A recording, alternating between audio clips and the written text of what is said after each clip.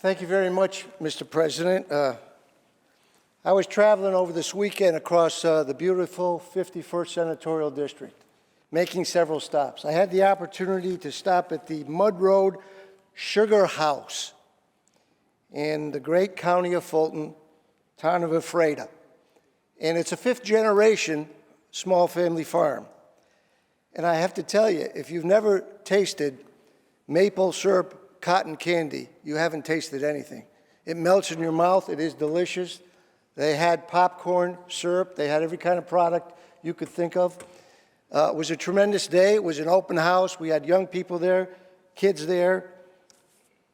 The only concern I had was in discussing with this small family farm was I was saddened by the fact that they weren't quite sure if they were going to be here next year.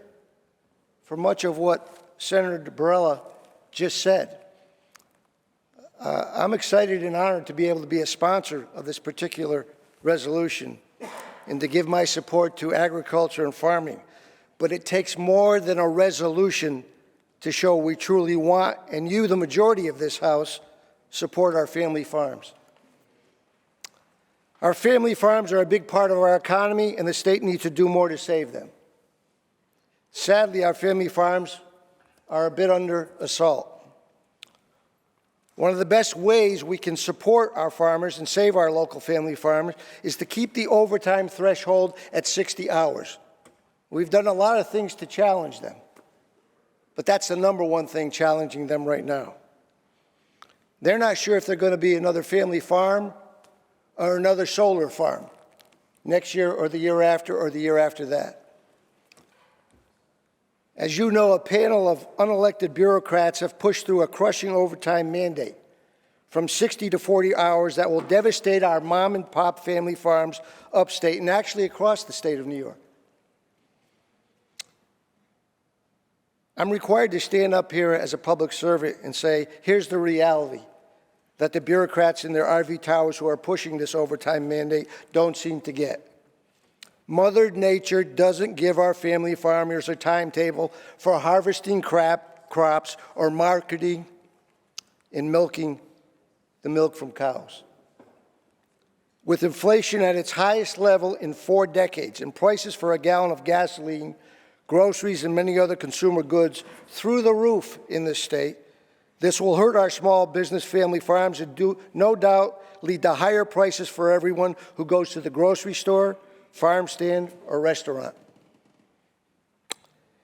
And our family farmers and farms are challenged to the point where we may lose many of them and force them completely out of the business.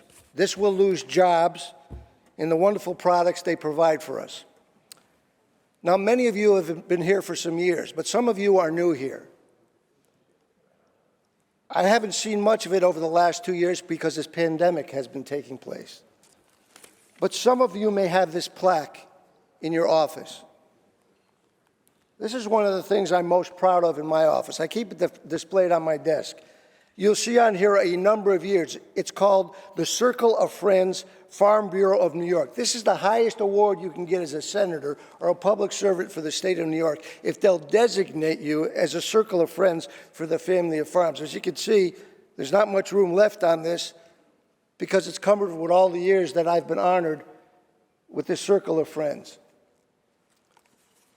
I hope some of you will get this Circle of Friends awards into the future on the other side of the aisle, because we want you all to be Circle of Friends and not a circle of enemies. And if we continue to do the things we've done to challenge them most recently, we're not going to have these jobs, these family farms, the wonderful products that they provide for us. And it won't only affect them and their families in those jobs, it'll affect the 19.5 million people of New York State. I'm happy that we've brought this resolution out, but words and resolutions can be cheap compared to the actions that take place here. And they're not lying. They're telling the truth. They're on the margins right now. They don't know if they're going to make it. And if we lose a number of these family farms, we lose an unbelievable part of the spirit of our community as well as our economy. So I hope we'll take a second thought about some of the things we've done and maybe in the future do a little bit better. Resolutions are important. I'm happy we're doing it. But we can't just talk the talk. We have to walk the walk. Thank you, Mr. President.